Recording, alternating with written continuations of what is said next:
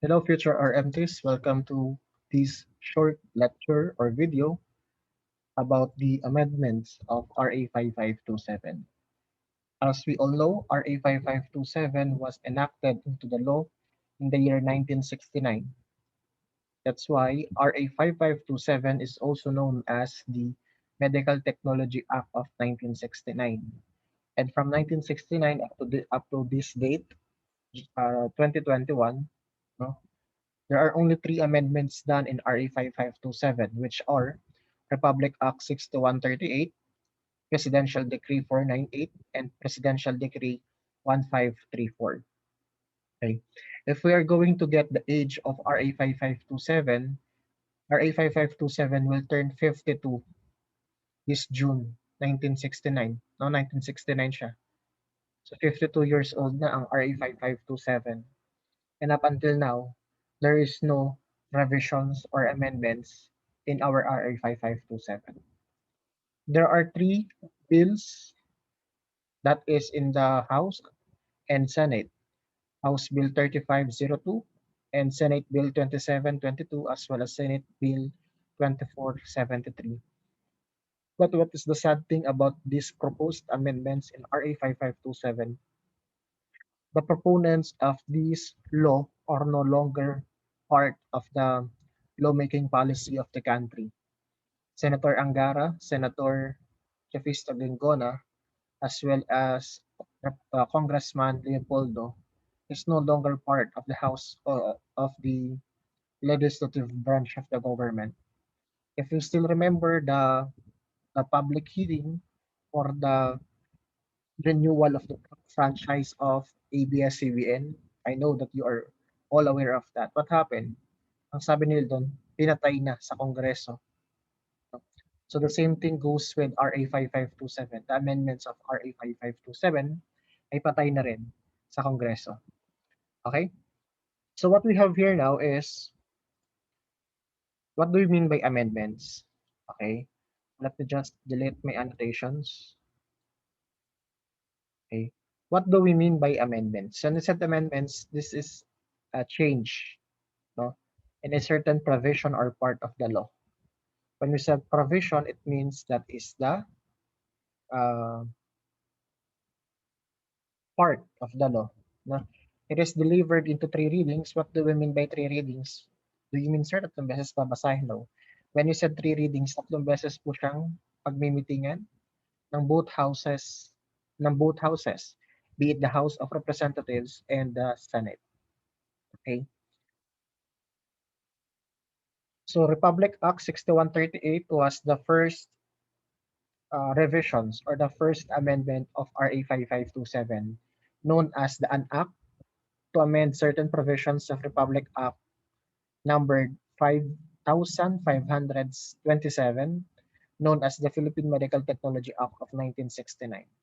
So there are two sections under RA 6138, which are Section 1, which amends Section 16, Section 21, and Section 22 of RA 5527.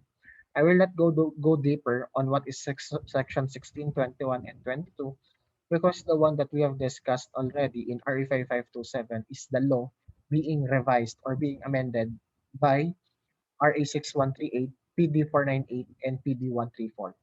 So yung mga pinagsasabi natin doon is already amended na. Okay? Section 2 of RA 6138 is just the effectivity. Okay, can you see? There are only two provisions in the law ang na-amend. Three provisions or three sections, 16, 21, and 22. Here comes the Presidential Decree 498. Presidential Decree 498 was signed by then President Ferdinand Marcos. And this Presidential Decree amends the following sections. Section 2, Section 3, 4, 7, 8, 13, 17, 16, 17, 21, and 29 of RA 5527. Again, we have here the summary of those being amended. No? Presidential Decree number 498 is composed of 13 sections, and each section, let's say for example, Section 1, amended subsection A and B of Section 2 of RA 5527. So again, what is written in the law that was given to you in RE 5527 is already amended. Another presidential decree was signed. This is Presidential Decree 1534. Take note of this. Presidential Decree 498 was signed last June 28, 1974. And Presidential Decree 1534, no, further amending Republic Act 5527, which amends Section 3, Section 8, and uh, Section 13, as well as Section 12. No? And it was approved in June 11 of 1987. Now here it comes, the Senate Bill 2722, which was endorsed by then Senator Edgardo Engara. And from the title itself, an act regulating and modernizing the the practice of medical technology in the Philippines, repealing for the purpose Republic Acts number 5527, 613, 61332, this should be 6138, Presidential Decrees number 498 and 1534. And this law is known to be the Medical Technology Act of 2011. Could you see if this was amended? If you will read, no, if you will read what is in Senate Bill 2722, you will be able to realize the very purpose why we as a medical technologist is existing in this world. You will see there and you will feel that there is something that is lacking in the profession. Sabi nga ni Senator Angara, the world is changing, thus the law must be changed also. And one of the best things that I can share to you, based on my understanding and insights in this law, is the declaration of policy. Let me read this to you. The state recognizes the importance of medical technology profession in nation building and development through the portals of healthcare, education, and research. Hence, it shall develop and nurture competent, virtuous, productive, and well-rounded medical technologists whose standard, practice, and service shall be world-class. The Further, the state shall promote, regulate, and protect the professional practice of medical technology in the Philippines and shall ensure its continued growth and development and the maintenance of high international standards of the practice. Upon reading this principle or policy, you will realize that there is someone who is who is having care in the practice of the profession. And I admire former Senator Eduardo Angara in his valuable thoughts about the importance of medical technology profession in nation building and of course in healthcare, education and research. Section 3 of Senate Bill 2722 is the definition of terms. There are additional terms in this law which such as the continuing medical technology education refers to the enhancement of knowledge for the practice of the medical technology. Code of ethics, code of professional ethics, set of standards relating to the conduct and integrity and moral duties of medical technologists. Hearing committee, phlebotomist is well defined in Senate Bill 2722. Sino ba itong phlebotomist na ito? A degree holder of medical technology who passed an examination for phlebotomy given by the Medical Technology Board of PRC. Diba? Ito yung sinasabi ko sa inyo eh. Magiging dalawa yung lisensya natin if this law was approved. However, meron kasunod ang sabi, provided that all that registered medical technologists automatically qualifies as phlebotomist. A phlebotomist is qualified to perform a blood specimen collection, and to follow proper procedures of identification, preservation, and transports of specimen. Maliwanag na dito. Sino lang ang dapat maging phlebotomist? Sino lang ang entitled?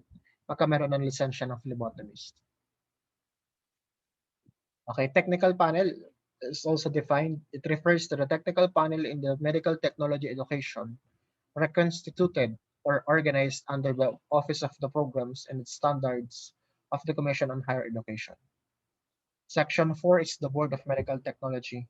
And this is what I'm keep on telling to you, the very heart of RA of Senate Bill 2722, the qualifications of the chairman of the Medical Technology Board. As we all know, the chairman of the Medical Technology Board, as prescribed by RA 5527, shall be a registered physician, particularly or specifically a pathologist. But as written and stipulated in Senate Bill 2722, it is clear that the chairman, no, where's that? No person shall be appointed as a chairman or as a members of the board unless he is a Filipino citizen of a good moral character and duly registered medical technologist. It is clear the chairman or the members of the board is a duly registered medical technologist. In the explanatory note of former Senator Jofisto Ingona III in Senate Bill 2473, he said, it is just nice or wise to have someone who is from the profession to be the chair of the Medical Technology Board exam. I am not against pathologists.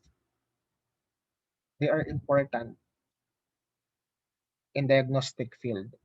What I am fighting and referring here, this is just my insight.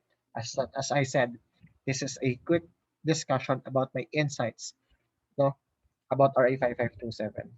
It's just necessary that someone from the profession be the chair of the board who knows everything about the profession. The chairman must be a master's degree. Yun nga lang, no? Kailangan may master's degree and at least 15 years of experience. Sabi natin kanina, 10 in RE 5527, 10 years. Okay? But here, at least 15 years. Okay? So just for you to read. The person and the member shall be not in any professionally connected with the Faculty of Medical Technology School or Review Center for at least 3 years prior to the appointment. Okay? Section 6 is the compensation, functions and duties of the boards, and so on and so forth. Okay. Section 22 is the creation and composition of the technical panel for medical technology education. If you still remember the one that I've discussed in the medical technology education, we have what we call technical panel. It is just formulated by the CHED. Actually, there is no law supporting the technical panel of the medical technology education or technical committee. But our Senate Bill 2722, no, will give authority and power over the council or over the medical technology technical panel. Section 23 defines the function of the technical panel for medical technology. Section 24 is the accreditation of uh, laboratories. Section 25, the studies for medical technology manpower needs production, utilization, and government. Okay. Section 26, accredited professional organization. Section 27 is the continuing medical technology education. Section 28 is the medical technology training and education program. And the best, one of the best sections or provisions of Senate Bill 2722 is a provision about the salary. It is clear and stated that in order to enhance the general welfare, commitment, service, and professionalism of medical technologists, the minimum base pay, take note of this, the minimum base pay for a registered medical technologist should not be lower than an amount equivalent to salary grade 15. If we are going to take a look, how much is salary grade 15? I want to inform everyone that salary grade 15 based on the uh, tawag dito, department of Budget and Management or BDM, salary grade 15, the lowest salary of a medical technologist in the Philippines if Senate Bill 2722 was enacted into law. The lowest salary for this year, for this year, no, na matatanggap ng isang medtech is 33,575 a month, whether you are from a government or hospital or private institution. Kasi wala namang sinabi dito sa batas na dapat sa government lang. What is clear in this law, no, the minimum base pay of medical technologists, registered medical technologists should not be lower than salary grade 15. And salary grade 15 accounts to 33,575. Kung itong batas na ito ay napatupad bago ang pandemic, walang medtech na ayaw sa ginagawa nila. Walang medtech na suseldo ng 1,000, 2,000. Okay? Sayang, nakakalungkot isipin that this bill, no, ends its journey. I hope someone from the Senate will try to revive Senate Bill 2722 that will enhance the welfare of the profession. I am just hoping that this COVID-19 pandemic will give us an avenue to be recognized in this country that no one uh, recognizes this profession. And I hope so that our lawmakers will be able to push through this Senate bill for the welfare of our medical technologies. And of course, you will be beneficial in this law. Bakit? If this law was enacted or if this bill was enacted into the law, sino ba yung makikinabang nun? Not only who are just practicing the profession today, but also you who will practice the profession someday, knowing that 33,575 is the lowest compensation that you can get. If we're going to compare this in foreign, mababa pa din yan, as we all know. Na 33,575, take note of this guys, hindi pa yan sinasweldo ng isang chief medical technologist in a private institution as of now.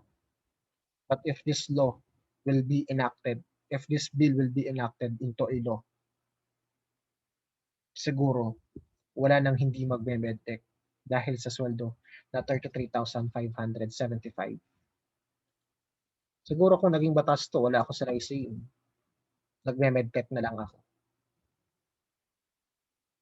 Okay? Section 30, foreign reciprocity.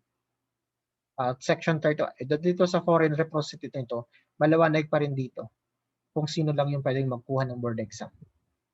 Foreigners are not allowed. Inhibition of the practice, Section 31, 32 penal provisions, Section 33 appropriations, Section 35 rules and regulations, Section 36 separability, and 37 effectivity. The other Senate bill was 2473, proposed or sponsored by Senator Chifisto Vingona III. On the explanatory note of former Senator Chifisto Vingona III, she said there that the majority of the sections of RA 5527 has become obsolete and no longer applied in the present conditions as it was originally created.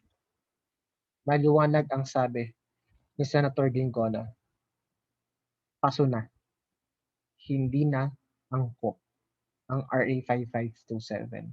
Thus, these 37 sections of Senate Bill 2722 was adopted by Senator Chifisto Vingona III. Ano yung sabi niya? Ito dapat ang gawin nating Medical Technology Act of 2013.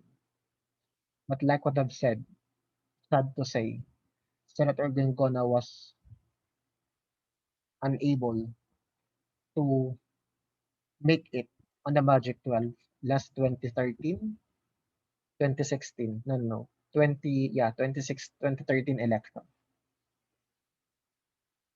Ano yung sabi dito ni Senator Chufisto Ginggona? The scope of the practice and the rules of medical technologies have extended to all other areas beyond the realm the realm of the clinical laboratory setting. Ngayon, sino ang nagko-COVID testing? Sino ang nagko-collect ng sample? Medtech. But actually guys, it is clear in the law, hindi yun dapat ginagawa ng isang medtech. But who will perform that? No one. No one knows how to do that except for us. But the law does not provide that a medical technologist shall perform molecular and cytogenic techniques. But who are doing those things nowadays? It is us. No? Tayo, na hindi nila nakikilala ang gumagawa ng bagay para malaman natin kung sila ay may sakit or hindi. Pwede ba natin tanggihan? Pwede. Kasi wala naman sa batas.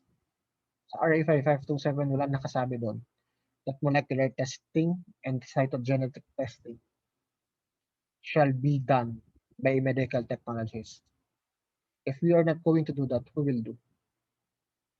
Biologists?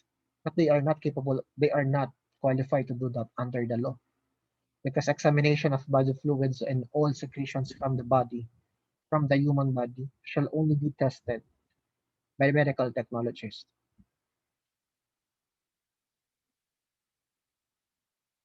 Another strong point of Senate Bill 2473 is the homogeneous professional regulatory board of medical technology, like what is stated in the Senate Bill 2722. Scope of the practice needs to be updated to include molecular, cytogenetic, drug testing, phlebotomy, and teaching of the professional courses. Vital support to further improve the practice of the medical technology and ensure global competitiveness to be instituted. And House Bill 3502 was proposed by then Representative Honorable Leopoldo N. Batuil from the 2nd District of Pangasinan. This is the House version of Senate Bill 2473 and 2720. If Senate Bill 2722 and House Bill 3502 was enacted into the law, we have a law that supports the modernization of the profession.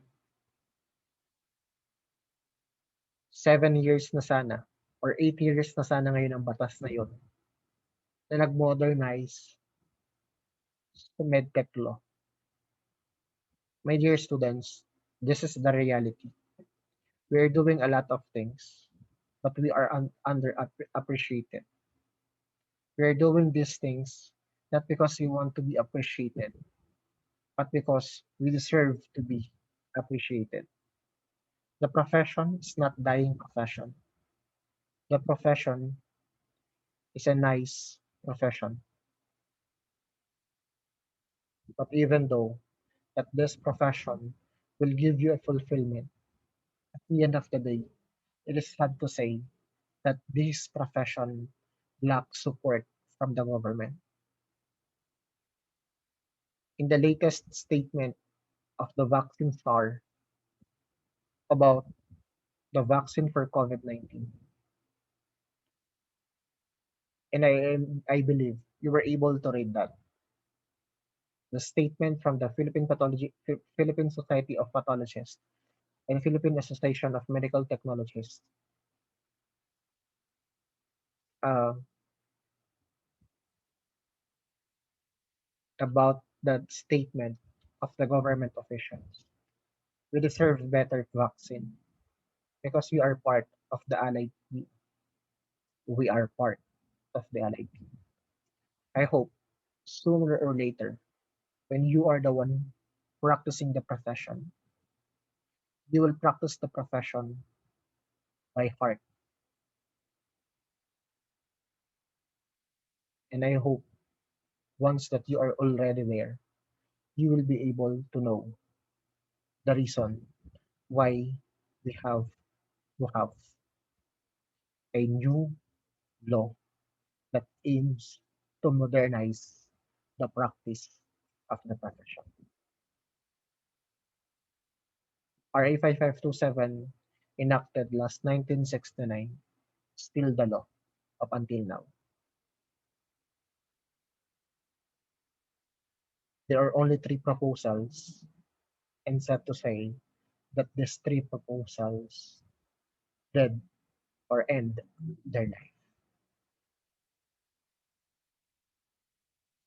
Good day, and I hope you were able to get my insights about the amendments in RA 5527. Do not forget to scan this code for your online satisfaction measure.